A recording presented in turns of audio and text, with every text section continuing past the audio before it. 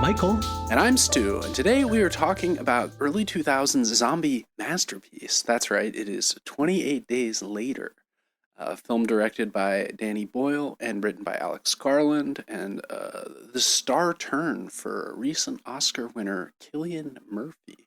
Yes. So much to discuss about that, but before we get into that, we should mention that Zohran won the primary here in New York. So yeah. Were you surprised by this? No. I say if you had asked me in April, I would have been surprised. But by the time we were in the week leading up to the thing, it really felt like something had turned. And the Cuomo campaign was just so moribund and felt... I mean, it didn't even feel like the man was running for mayor. Yeah.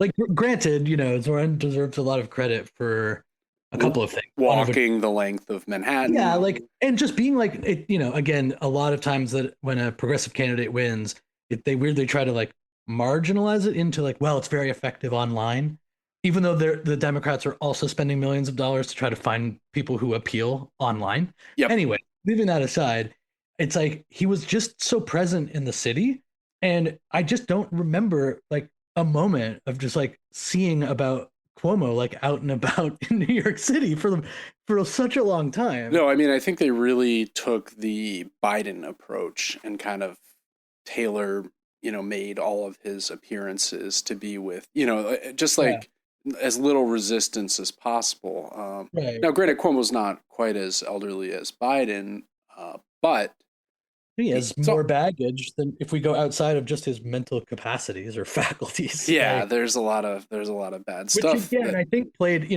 very well into Zohran's hands in the sense that no doubt this was a victory for progressive people in New York City, no question. Yeah. But I do think there was a bit of an underestimation of the negatives of Cuomo, even for people who weren't necessarily interested in Zohran, or at least not ranking him number one.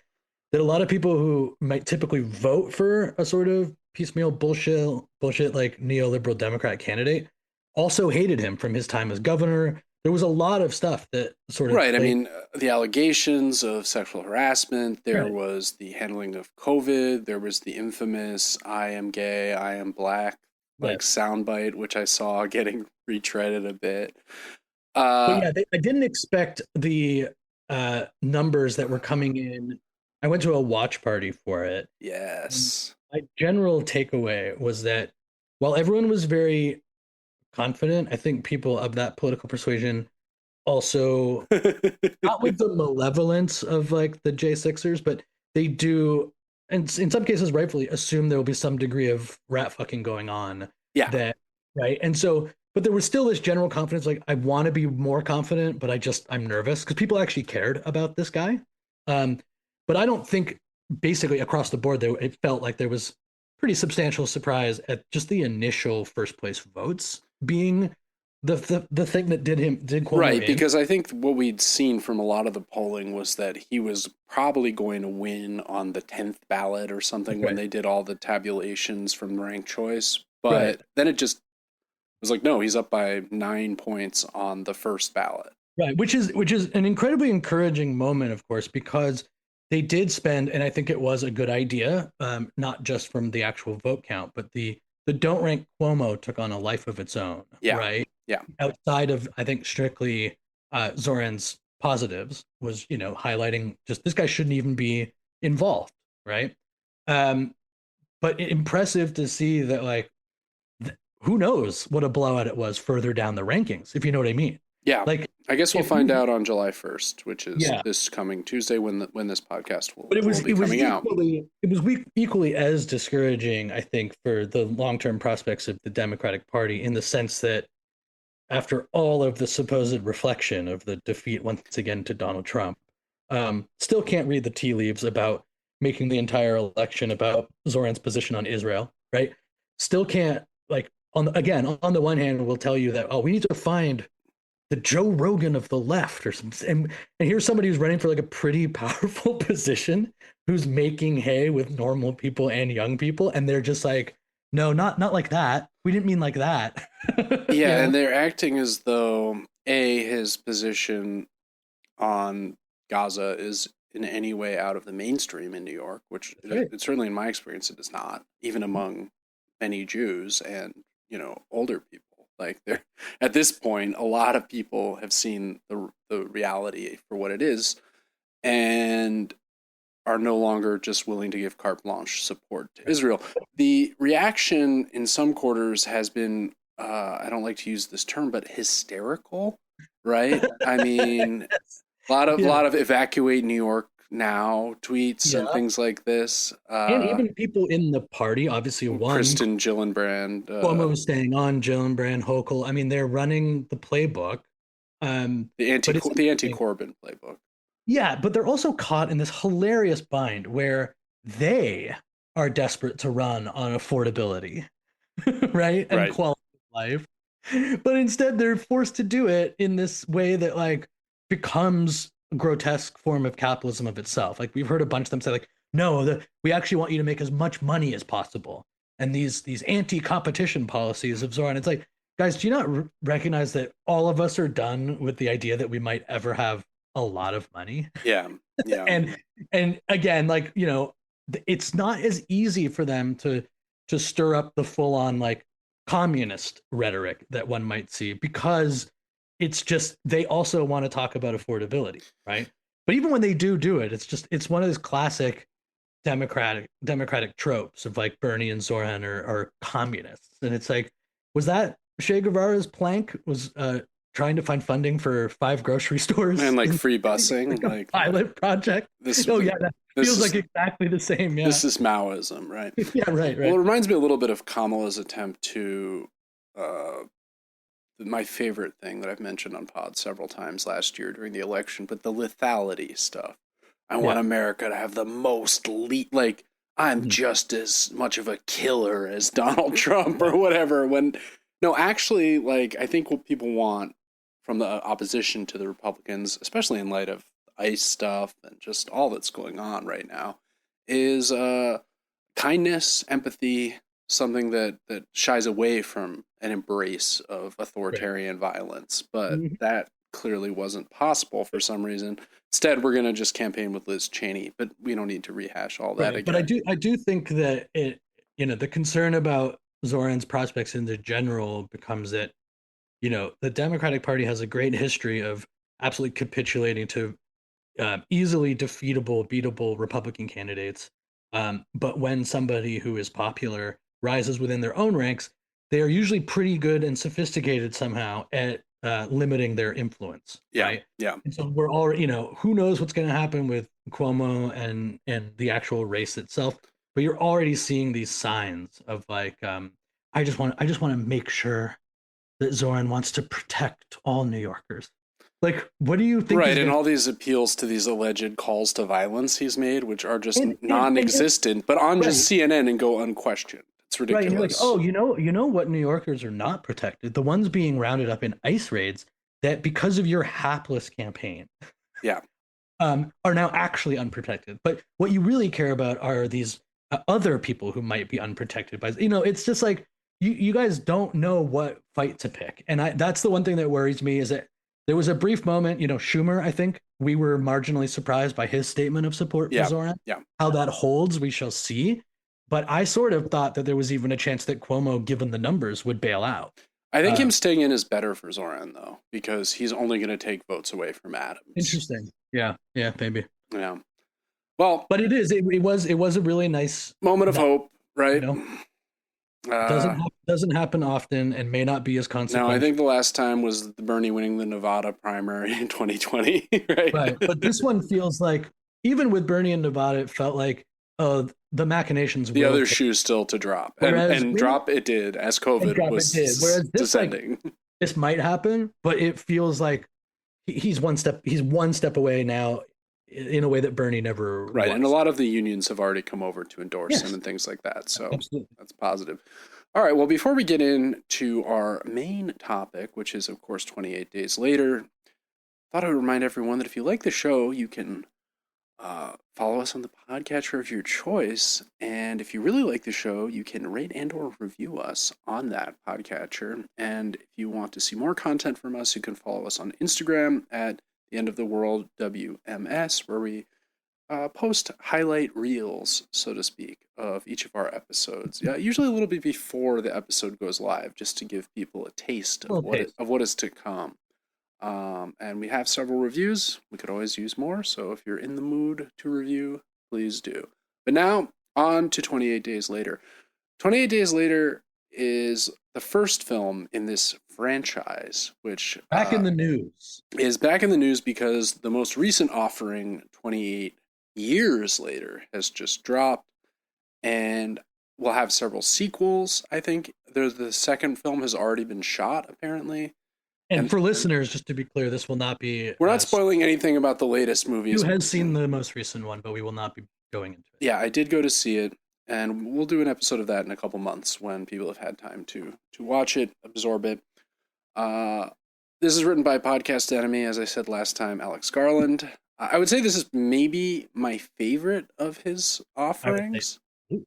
Yeah, there's a couple others that are okay, but this... What do you like of it? I thought his Judge Dredd from 2011 that he wrote was okay. I'm not a big Dredd head. Were you ever... not a Dredd. No. You're not a Dredd head? No. You lived in the UK. I like that. DREDDHEDD would have been a good T-shirt back in the day. If, well, those will be available on our merch shop shortly. No. I was looking at his filmography, and he's written some other stuff that's not bad. Can't remember what it was off the top because this is the only one I can say I definitively like this movie. Right. I mean, we famously hated Civil War. We're very... I think Annihilation is okay. We'll have to... I want to do an episode on that. Maybe do the book before we talk about the movie. We could just have a Garland podcast. Is it time? We just go all Garland. Yeah. We start podcasting like tag him on everything, like Garland, the college years. We like interview his classmates and stuff.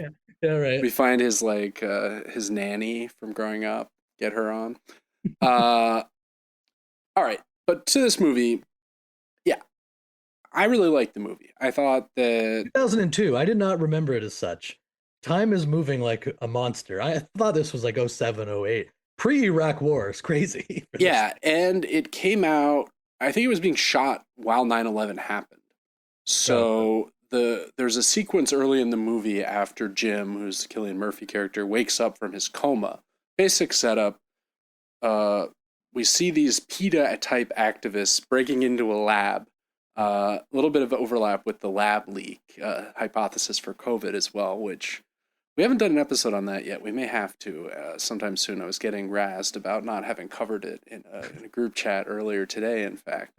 But not razzed, but people were like, where's your lab leak episode? I'm anti-lab leak, just in case you couldn't have predicted that. I still think zoonotic exposure. But we'll get... What's that? I lean lab leak. Yeah, what a shock, right? I could not have predicted that you were a lab leaker. So maybe that could be a good episode to do soon. We can really get into it. We start tearing each other down. So a bunch of chimps that are being freed by these PETA-type activists. They have good intentions, but as the doctor warns them as they're opening the cages, no, it's very contagious. Makes them very aggressive. One of the women is bitten, and we cut. Right, there's also it's seemingly, given that this is a potentially world historical infection that these monkeys have, pretty amazing lack of people on hand, both security wise, and it seemed like maybe one or two professionals there. Yeah. But these PETA guys are serious too. They have guns and stuff. I mean, they're... Yeah, but I mean, this is not what this would look like. But yes, never mind. Yeah, well, we'll get into this more when we talk about the Wuhan lab leak. Right, exactly. Maybe this is what it looked like. Maybe that's why there was a lab leak. There was no lab leak. The numbers don't make sense. All right.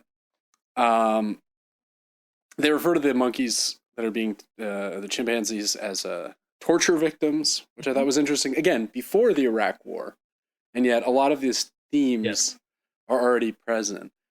Then there's just a hard cut after the woman gets bitten and chaos breaks out, and it's the famous title, 28 Days Later. And we find Jim, Cillian Murphy, naked in a hospital, still connected to various life-saving apparatus, uh, Fully naked. fully naked, and no one's there. The whole city, the whole hospital is empty. Soon we discover the whole um, city of London is empty. I wonder how they filmed this. Like, Wonderful opening to the movie. really powerful. He says repeatedly, hello. He's trying to make contact with someone, a theme that will return at the end of the film. And there's like this wall of flyers at one point when he gets out of the hospital. He gets in the city. He has some, luckily, there's some Pepsi around, so he has a little bit of sugar to nourish himself. I feel like good product placement from Pepsi here. And the flyers really reminded me of 9/11, you know, when Right. you know, there were all the missing, have you seen my husband or what have you, flyers were all over the city. Um, Fascinating that this was filmed before. I think Danny Boyle in an interview I read was like, yeah, they wouldn't have allowed us to have that if this had, we already had this in the can I before. mean, a lot of it is. I mean, watching the movie the second. I mean, I guess I probably saw it a couple times. Sure. I saw it right away, I saw it in the theater, yeah. and you going back to that time, not to get on like the old man soapbox, but really, when you consider over the next 20 years, how many movies like this have been made, right? And how many attempts there have been to like bring this type of apocalypse into like a more realist setting, Yeah. right? Yeah. Something like Last of Us. And um the actual like the moment I still remember seeing it in the theater, and like this opening felt very new. It was so ambitious and so like raw. And you know, other movies of that, not exact time, but like you're talking about contagion movies like Outbreak, Which you we've know. talked about. Right. I mean, very much most of them were Hollywoodified. Manicured Hollywood films, yeah. Yeah. And this was like the camera techniques, the use of the way the actual footage looked. Well, it's digital, handheld digital cameras, Right. like not expensive rigs, like Right. very Dogma 95. And again, in like, a I don't know way. how they actually filmed it, but you know, it back then it hit extremely hard. I remember specifically this sequence. Yeah, and he eventually goes into a church. There seem to be victims of some kind of massacre arrayed in the pews. A priest appears and is twitching awkwardly and kind of charges at him. He hits him and says, "Oh, I'm sorry, Father." You know, like he clearly has no idea what is going on. He starts to run as more and more of these undead seeming infected people begin to chase him. He's rescued. Someone throws a Molotov cocktail. Eventually, they lure a bunch of the creatures into a petrol station, as they would call it over there. Here's a quick question. Sure. Let's put you in the situation. You're Jim. Yep. I did have this thought while watching the beginning. It maybe speaks more to my personality, but let's say it's you, Stu. You know, you come to completely naked on a hospital bed, right?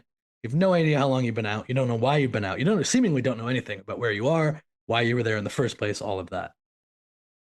You head through immediately. Everything in the hospital is completely empty, right? There's weird, very weird sign number one, right? Yep. Outside, it's quickly clear that the situation is the same, right? He's not immediately inundated with the infected, right?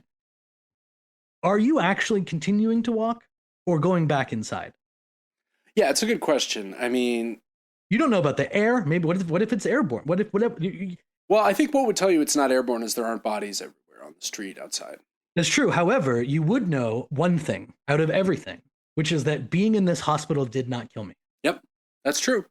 And so for me, it's like once I take a look around, I'm probably like making it maybe like 100 feet away from the hospital, and then hightailing it back in to like look for supplies, anything that could be a weapon, you know, all this stuff. Yeah. He just like, and maybe it feels like a dream almost, you know, maybe you're so out of body at that point that it's just, it's not about any sort of control or planning, But that was the one thing. I'm like, go inside again, man. Like, what are you doing walking down the road? We also have to think he has, we learn, a head injury. He was a bike messenger who was hit by a Yeah. car and Yeah. we see a scar on his head. Like he clearly had a traumatic brain injury of some kind. He's been inactive for 30 plus days, right? Right. Maybe he just wants to get out and about for a bit. I mean, his atrophy is going to be pretty serious after that long. So it's not like he's in. Expecting to bring up that Apple step counter. And Yeah. just, my beloved Apple step counter. Yes. Um, yeah, I think you raise a good point, but for the sake of drama, it's probably better to have him run into these other survivors, yes, for the movie, yes. which he does. He meets Mark and Selena. They are two people who've been hiding out in a sort of kiosk with a gate in the tube, as they call it. Trying to do my best to respect English culture here by not applying our ugly Americanisms to their facilities. They explain that they've been hiding out there. Their families are dead. Jim's like, well, I got to check on my parents. They're in Deptford, which is another part of London, not too far away, apparently. Which leads them the next day to go check on his house. Which I think is a very interesting moment and decision here by Garland and Boyle, right? Which is that throughout the movie, one of the things that's interesting about it is that there is this through line of humanity that starts at the very, very beginning, right? Yeah. In that, like, these two strangers who have awareness of what has just unfolded in the 28 days are even willing to not kill this person immediately. Just take him in. And then be like, you know what we do need to do? We need to go give this guy closure and show him his family. Despite the fact that everywhere you go is incredibly dangerous. Right. Was a real, like, when I first watched the movie, obviously knew this happened, but the first time around, it was somewhat surprising that it wasn't like at first like a battle between them or some sort of conflict. Well, I think that does come up, right? Because Selena, as we'll come to see, is quite hardened, but still has at the core, I think, a faith in the possibility of human connection. You wouldn't just be like, let's go, fine, we'll go see your parents so you can understand what happened to them. Yeah. Why would you do that? Well, but what else are you going to do? It's not like you have anything else to do aside from... Right, that's what I'm saying, though. Like, in this world of what else are you going to do, they're choosing right away at the beginning of the movie to show, like, something positive. Yeah. Something human in the moment. I think that fits for me with times with times of crisis. Instead of going from, as we get to the end, we'll obviously talk about, it's people killing people is the famous. Right, of course. This is the worldview of the people we meet at the end, people killing people. It's interesting that instead of the beginning of the movie being people killing people and then a chance to reclaim some sort of humanity, we in fact have this relatively sentimentalized story developing that then reaches its final boss in this, like, sort of, this is the harsh reality of the new world towards the end of the movie. Yep. Once again, this is a note I've hit on many other films, but this is a movie that is about romanticism, the capital R, right? They go to Jim's house. They find that his parents have taken their lives with a pill overdose rather than become infected. He finds a suicide note, which is written on the back of a photo of him as a child that says, Jim, with endless love, we left you sleeping. Now we're sleeping with you. Don't wake up, right? Yeah. And he spends the rest of the night kind of watching videos of himself as a younger person with his parents. Again, Romanticism's obsession, the natural world, childhood, right? So immediately he's kind of pulled back into this nostalgic engagement with what has been lost, right? And unfortunately, while he's doing that, he lights a candle, not really knowing the quote-unquote rules of what draws these infected. That's kind of on Mark and Selena, if you ask me. They could have been like, don't turn on any lights, don't make any loud noise. Like, they presumably would have some idea, but they don't. And before we know what happens, a bunch of infected burst through. They manage to kill them, but Mark is infected, and Selena is forced to kill this guy whom she's been cohabitating with. We don't know if they're romantically involved per se, but she kills him unflinchingly. rather than allow him to become infected and potentially pose a greater risk. And she's like, we have to leave. They eventually spot a light in one of the housing towers, right? What are those called in the UK? There's a name for that. I don't know. I'm forgetting. Anyway, it's a sort of government subsidized housing. We'd say housing project probably here. There, council housing, right? There we go. Bingo. That's what I was looking for. You saved me. The entrance has been barricaded with shopping trolleys, not shopping carts. My language here is so precise. And they climb over and start heading up to the floor where they saw the light. What a shock, though. Some infected follow them in. This leads to an appearance of a guy in riot gear who saves them. They eventually get into the apartment and find that there's this guy, Frank, and his daughter, Hannah, who have barricaded themselves in. They have a number of supplies. They gather water, but they don't really have any direction either, right? And again, we see hospitality. They're thrilled to be communicating with other people, yes. Right? I think that's kind of what the film really emphasizes, and I think we can relate to this after COVID a little bit. Just the idea that isolation in and of itself is a kind of sickness. You know, even a part of the sickness that's causing the isolation, right? Like the fact that this father and his daughter, the father's a cab driver. These are working class people. They seem perfectly nice, very friendly, but they meet other people and they're like, oh my God, it's new people. And that isolation holds and, you know, hardens people in a way not dissimilar than someone like Selena being out and about in the world can be hardened. I mean, you see this with, you know, isolation and atomization is one of the major impacts, long-term impacts of COVID. Yep. There are people all over this country and this world who still haven't come to grips again since 2020. Yep, 5 years. Being out in the world, right? And also, of course, like all of the bigger socioeconomic attempts to atomize and isolate people have always been about you know, reducing a connection with humanity, reducing a response, and increasing dependence on internet, things like this. That's right. And get your AI friend, says Mark Zuckerberg. So the Earth, the planet itself, is not saving. I read online that we're going to go to Mars instead. You know, just to call back to last week. But yep. And this does a very good job of showing that, like, you know, I don't think anyone was feeling that way 28 days into the COVID situation, right? So it makes sense, you know. It'll be interesting to see what 28 years is like, and if it addresses anything about that type of phenomenon. But think about the way that most people were acting 28 days into COVID versus the way that they're acting, you know, 3 years after it. Yeah, right. 5 years after, right? Isolation is like as prevalent as like the illness, like the physical problems that still people have with long COVID and stuff like that. And as they're going to bed, they get their own place, different room to sleep in. Jim's like, well, I think they're good people. And Selena's like, what? Like, good people? What are you talking about? And it seems to me that, like, Jim wants to maintain sort of social judgment, social mores, social norms. And Selena has, in large measure, given up on that. And like Jim has the advantage of not having we slept through it, right? Yeah. A couple fortnights, as they say over there. That's right. And you know, but he also says to her, like, I do get it, right? Like, I understand why you're like this, but at the same time, I'm just not like this yet. Yeah, and he also kind of suspects, I think, that she has some goodness left underneath her, or some of the same feelings and desires live beneath the surface that she's created. They kind of carapace, if you will, an armor against the inhumanity and monstrosity that they're facing. They decide to take the cab and go north. There's this radio from Manchester that they've heard.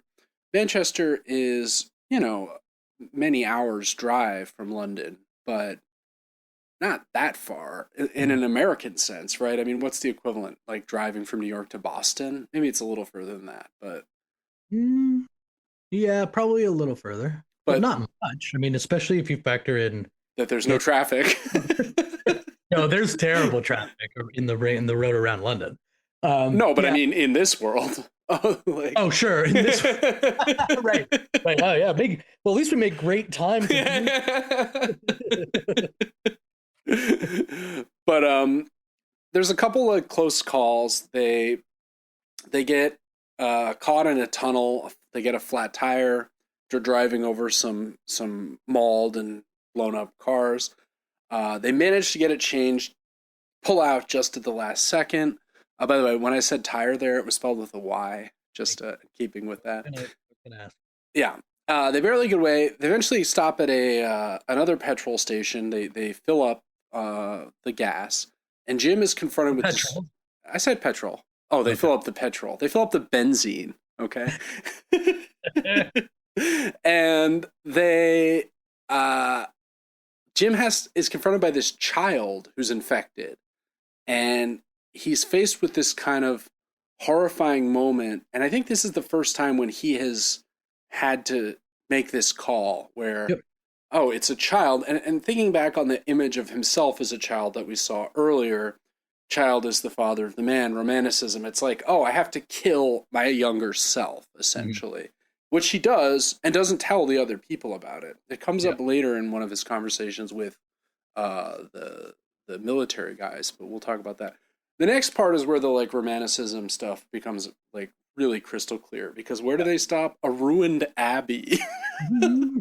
It's like Wordsworth is so pleased with your choice, Alex Garland, to set this at a ruined abbey in the midst of nature, where they see horses. They're not losing. They're not losing their essential Britishness of doing little tours of churches and. Yeah, exactly. And there's like horses running free. Like domestication is breaking down. That's right. It's like Tintern Abbey, as Wordsworth famously wrote of.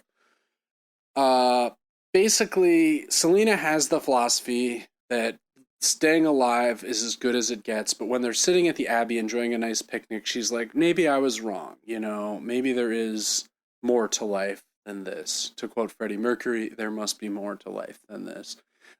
She even gives Jim a little kiss at one point.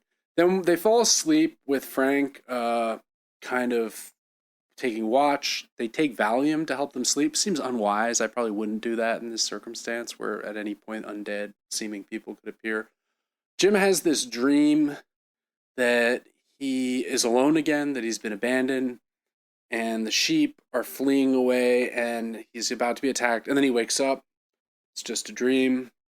And then he wakes up again, and he is alone, but he's alone because his friends are in the car ready to go. And this is a part that kind of reminded me of Children of Men, where we move from these traumatic encounters with the infected in the urban setting. Yeah. And then there's those lighter moments in Children of Men, like when they're driving in the car and they're passing the ping pong ball between their mouths, where it's kind of fun. And you're like, oh, there's like a... And then in Children of Men, that's like punctured immediately by them being shot and ambushed or whatever. In this movie, the puncturing is a little bit slower, right? They reach the place that they've been aiming for in the north, and Frank is frustrated because it seems to be abandoned. And in his frustration, he's banging on the gate, and there's a dead, infected corpse. A droplet of blood falls down from it as it's being sort of shaken lands in his eye. Good night, Frank. Rendering him infected immediately. Apparently there's an alternate ending that was written for this where they chain up Frank and Cillian Murphy sacrifices himself. Jim sacrifices himself, had all his blood transfused into Frank so Frank can live. Interesting. Glad they did not go with that. That sounds terrible. Sounds like it might have been Garland's idea. Unclear whose idea it was. There were a lot of different endings for this that were shopped around. In fact, they ran out of funding before the final ending was even filmed. Oh, wow. And then so they had to get a little bit more to do, which we'll discuss in a moment. As Frank is starting to turn, as he's infected with the rage virus, I like that it's just called the rage virus, he's shot. And a bunch of soldiers emerge from the woods, and it's Christopher Eccleston, Major Henry West, and he's like, "Welcome, we're we're reestablishing civilization. He has this kind of like devil may care. You're safe with us now. Yeah, yeah. And he gives a kind of good pitch, right? But as he's touring them around this manor house that they've taken over, you kind of see signs that like military discipline has broken down, right? Like they're kind of fighting. There's something kind of almost Clockwork Orangey about the way they're almost like the gang of droogs. They're like moving from military to gang, pretty obviously. And they have even one of their former soldiers who's infected now chained up in the back to like learn from, to see how long it takes him to starve, to see what the progression of the virus is. I mean, not a terrible idea, but a little bit ghoulish, right? Yeah, I mean, certainly, but it's the first sign of like, it's also the sign of trying to figure out how to combat it in a longer term sense. That's right. No, That's a start to get some information. They have a feast, and as they're dining, you know, Major Henry West eats an omelet that has been made for him, and he's like, "When you were preparing this, did you notice that the eggs were off?" Which I thought was very British. And so he spits it out. He's unhappy, but they have food. They have stuff to eat. The whole while, in the center of this very posh manor house is a replica of the famous statue of Laocoon, who's being devoured by snakes, which you can see it's not the original, but an ancient copy of a Greek original of it exists in the Vatican. It's one of the greatest pieces of art ever made and greatest surviving. Are you familiar with the Laocoon story, Michael? What's that? I'm not. Laocoon is a Trojan priest, most famously immortalized in the Aeneid. But when the Greeks bring the Trojan horse and it's waiting outside Troy, the Trojans have a debate about what to do. And Laocoon comes down and he's like, guys, there are Greeks in this horse. This is a trap. We've got to burn this thing. Get me a torch. I'll set it on fire right now. Yeah. And as he's walking and do that, a bunch of snakes just come out of the ocean and just eat him. And for good measure, they also eat his kids, right? So the statue of Laocoon is like him being devoured by by the serpents, and the gods that are on the Greek side do this. So then the Trojans are like, "Damn, Laocoon just got eaten. This is going to hurt." I'm not going near this. We're bringing that horse in. That horse is good with me, right? So it works. But I thought about this image and like, what does it mean? Like, who's Laocoon in this situation? Like, who's the person who's trying to warn against the horse, right? Who's the voice that's being ignored? I'm not entirely sure I have a good reading, but I think the idea of the Trojan horse, that there's like an enemy within, obviously could resonate with Mailer, who's the soldier who's infected. He's kind of like, he ends up playing an important role. But he's not exactly hidden. No, but he's forgotten about, right? Yeah. Jim, as we'll see, becomes kind of a fake infected in a way in the final conflict. Maybe that's a form of. I don't have a clear one-to-one reading of the Laocoon, but I thought it was worth noting because I think it is a very deliberate choice. Right? It's featured several times. Eventually, West takes Jim aside and is like, "It's all a ruse. I've got 9 guys here. We need women, so." There's no real plan. You can join us. You can be our 10th guy or whatever. But like the 2 women, we're going to, they're going to be our sexual slaves, essentially, is kind of where he's going with it. And he gives a speech about survival. He's like, how are we going to survive without these women? Which kind of recalls the Selena debate from earlier about survival versus what else there might be in life, right? Jim is not into this. He tries to run away. Another sergeant in the army is on Jim's side and is like, I'm not being part of this either. This is, savage. You're going to take advantage of these women. It's a standoff. And, like, basically, they lose. They're locked up. They're eventually taken out to the woods. This is one of those plot moments where it's like, why did they take them out to the woods to kill them? Right. Like, just kill them in the jail. Then take their bodies out. Like, what are you doing? But nevertheless, they shoot Farrell, the sergeant who'd taken on his side, and the guy shoots too close to the other guy's ear. They're like, "Hey, why'd you do that?" They're kind of fighting again. Discipline is just gone. And while they're doing that, Jim runs off, but immediately pretends to be one of this pile of people they've presumably executed earlier. They run away. Luckily, he gets no blood in his eye. Shall we? We should note. Yeah, although those aren't infected people, I don't think per se. I think they're just other normal people. Oh, people killing people. Yeah, exactly. So Jim escapes. They're like, he went over the wall. He's good as dead, right? Turns out they're wrong. Jim's coming back. Get the posse back together. That's right. So there's this final, like, very well shot and intense sequence of Jim. The women are made to dress in the lady of the house's fancy wardrobe. One woman, one girl. One woman and one girl. That's right. She's, I don't know, maybe 15 or something. She's not very old. And